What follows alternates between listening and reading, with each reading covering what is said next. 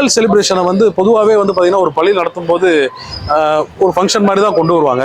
ஆனால் ஒரு ஊர் திருவிழாவில் செட்டப் நடக்க போகுது அப்படின்னா அது முதல் முறையாக வந்து இந்த பள்ளி அப்படின்னு மட்டும் இல்லை, மற்ற பள்ளியும் பண்ணுறாங்க. இந்த பள்ளி கொஞ்சம் பிரம்மாண்டமாகவே பண்ணுறாங்க.